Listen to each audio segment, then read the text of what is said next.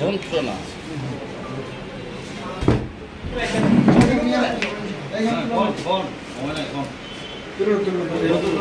রাতে আমাদের কাছে একটা ইনফরমেশন আসে যে অমিত দেববর্মার বাড়িতে, অমিত দেববর্মার ভাড়া বাড়িতে গাঁজা মজুদ আছে।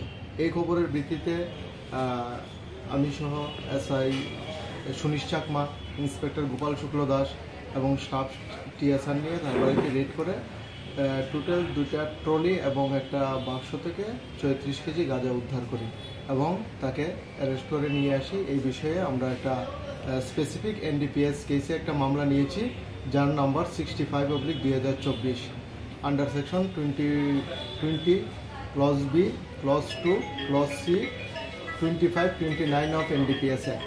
আজকে তাকে পুলিশ রিমান্ড চেয়ে আমরা আদালতে প্রেরণ করব।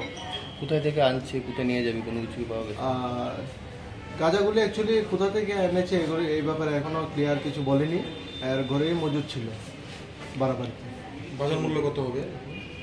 বাজার মূল্য আনুমানিক 1.5 লাখ টাকার মতো হবে। কত কিছু? অমিত দেববর্মার বাড়িটা কোন জায়গায়?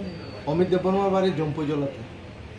আর এখানে কার বাড়িতে পাবে? এখানে সুমিত দেববর্মার বাড়িতে, কৃষ্ণনগর প্রগতি রোড, সুমিত দেববর্মার বাড়িতে ভাড়া।